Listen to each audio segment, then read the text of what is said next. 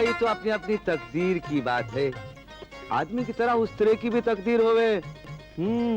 ना जाने कौन से उस्तरे में किसकी खोपड़ी लिखी है। अब देखो ना, हमार ख्वाहिश थी कि हम तोहार पिताजी का सर मुंडेंगे, लेकिन वो तो सन्यासी हो गए। अब तोहार बड़े भाई वो हमका तारीख भी दिए, लेकिन उससे एक दिन पहले गुजर गए। और तोहार छोटे भाई, अरे वो हमका वचन भी दिए कि हमसे सर मुंडवाएंगे, मगर तिरुपति बालाजी जाकर वहाँ मुंडन करवाए। अब इस उस्तरा माँ तोहार खोपड़ी लिखी है ना? अरे बाबा, यहाँ क्या कर रहा है? देख नहीं रहे कि सर मुंड रहे हैं? अरे जल्दी चल, तुझे मंत्री जी की दाढ़ी बनानी है। अरे पहले सर तो मुंड लेने दो। अरे सर कहाँ भगा जा रहा है? मंत्री जी की दाढ़ी बनानी, चल जल्दी चल। अरे अरे अरे ये क्या? अरे तुम इधर ही बैठ करना, हिलना नहीं। अरे मुंडू तो ख्याल रखना। अरे अरे नीचे तो उतार रखना। हम मंत्री जी की दाढ़ी बनाने जा रहे हैं। अरे हम पैदल चल सकते हैं। राम अवतार को मैं लेके आया।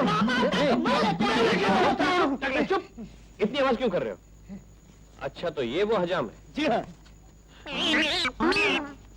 अरे हमारे आने में देर हो गई तो दाढ़ी खुद बना ली। अरे ये पिए हैं। ये पिए हैं?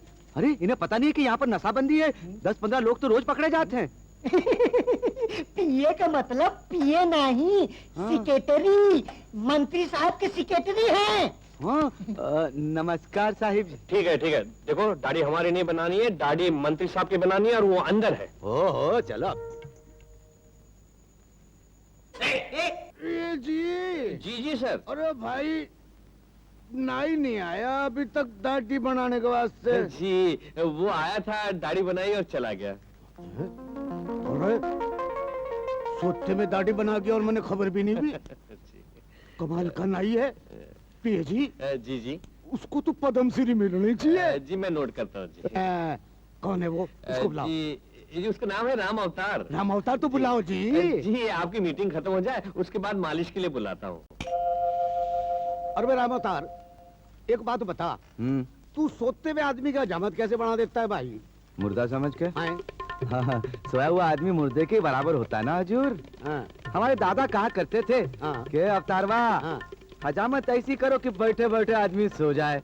अरे ये चमत्कार ही ऐसा है मालिश का। अच्छा। कि जागने वाले को सुला दे और सुलाने वाले को जगा दे।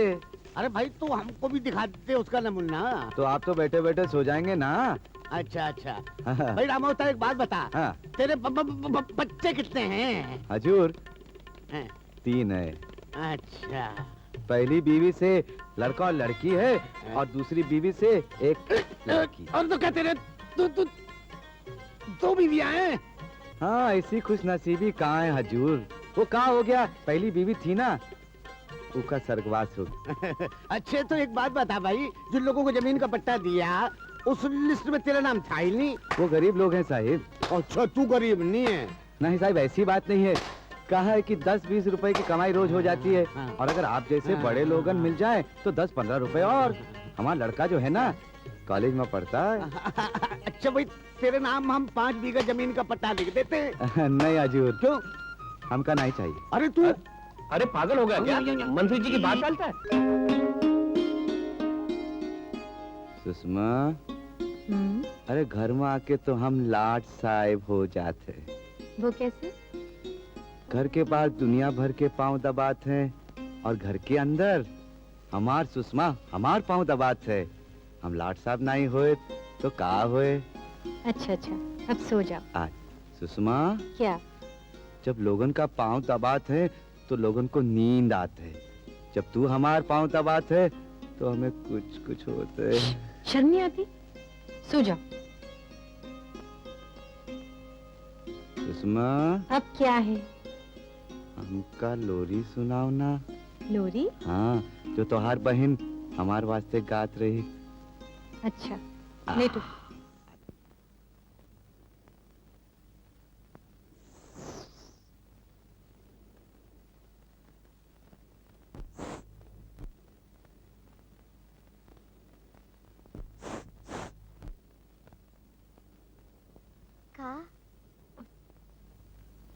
काय बाबा?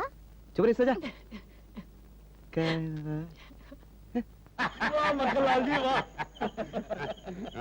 अबे ओ मक्खनलाल, आइए क्रांतिकारी जी, आइए आइए आइए, बैठिए बैठिए देख बे बैठिए। मक्खनलाल केसरी, मेरी बात सुन गौर से, वरना जिंदगी भर के लिए तुझे यहीं बिठा दूंगा, समझा? पहले ये तो बताइए कि इतनी रात के अंधेरे में आना कैसे हुआ?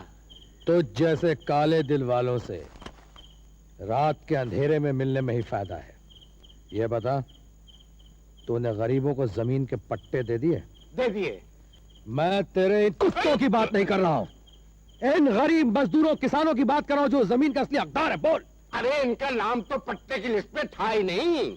देखो जी मक्खनलाल केसरी साहब, जब इनका नाम आपकी वोटर्स लिस्ट में नहीं है तो पट्टे के लिस्ट में कैसे होगा? बोलो। अबे तू चाहता क्या है? बैठ जा कुत्ते। मेरा मतलब है कि तुम चाहते क्या हो भैया? मैं चाहता हूं कि इन गरीबों मजदूरों और किसानों को उनका हक मिले। हक। तुम साला नेता लोग चुनाव के वक्त बड़े बड़े वायदे करता है, तुम गरीबों को फुसलाता है, बहकावे देता है कि चुनाव जीतने के बाद उन्हें मकान दिलवाओगे, जमीनें दिलवाओगे, और चुनाव जीतने के बाद सारे वायदे सारा नेता लोग साला झुठला देता है। चुनाव फिर से आते हैं और कुछ वायदे जरूर पूरे किए जाते हैं, लेकिन उनका फायदा इन गरीब किसानों को नहीं होता, इन गरीबों को नहीं होता। उसका फायदा होता है तुम्हारे अपने गुंडों को, मसलमैन को, तुम्हारे अपने गुर्गों को, तुम्हारे अपने इंटेलेक्चुअल को। देख बे मक्खनलाल केसरी, मैं तुझे आखिरी चेतावनी दे रहा हूं। 24 घंटे के अंदर इन गरीब मजदूरों को, इन किसानों को इनका हक नहीं मिला, उन्हें तूने जमीन नहीं दी, तो अगली सुबह तुझे देखने को नसीब नहीं होगी। केसरी की औलाद, जानता है ना मेरा नाम? क्रांति कुमार। हाँ बेटा, केसरी, क्रांति।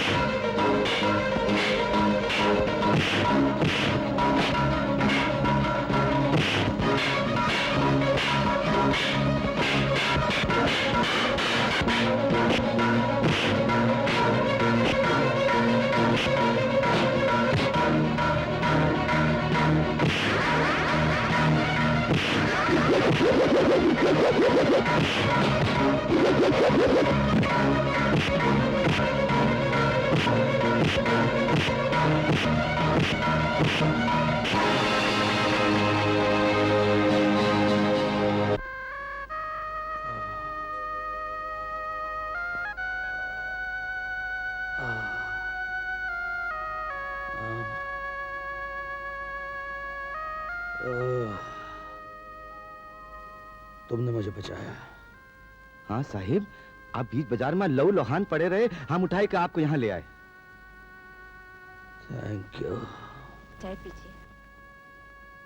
नहीं धन्यवाद। अरे अरे अरे बाबू साहब नहीं, अरे उठो नहीं, बहुत लहू बह गया है। नहीं, मुझे जाना ही पड़ेगा। इतनी रात कहाँ जाएंगे आप?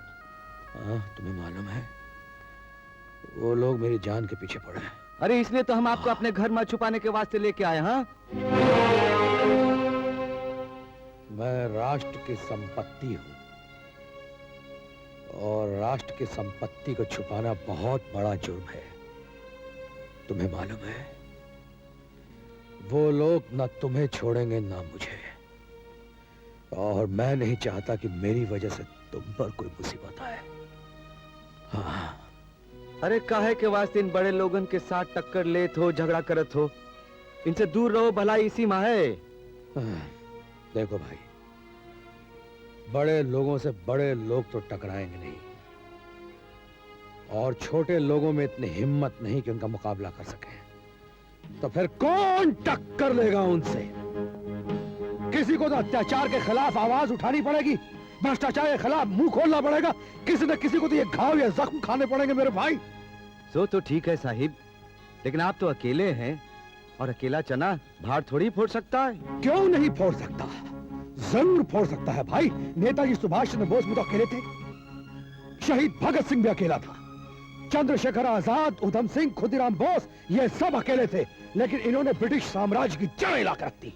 लेकिन वो लोग तो बहुत बड़े क्रांतिकारी थे, मशहूर नेता थे। वो लोग आज मशहूर हैं, लेकिन जब उन लोगों ने अन्याय के खिलाफ जंग छेड़ी तो वो भी अकेले थे।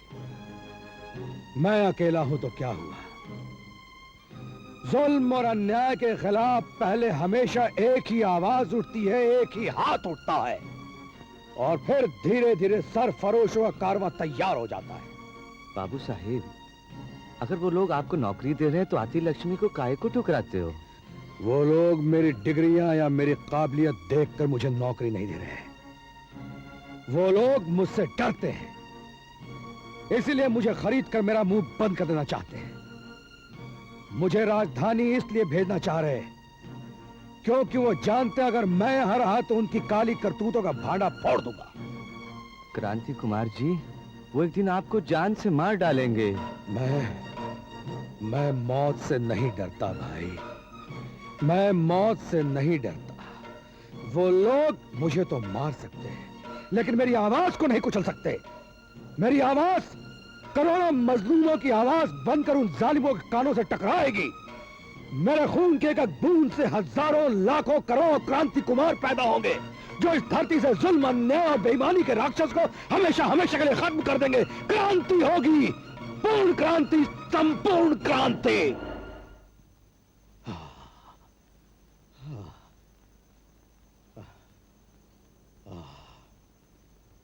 भाई, फिर भी तुम्हारी मदद के लिए बहुत बहुत शुक्रिया। जय हिंद।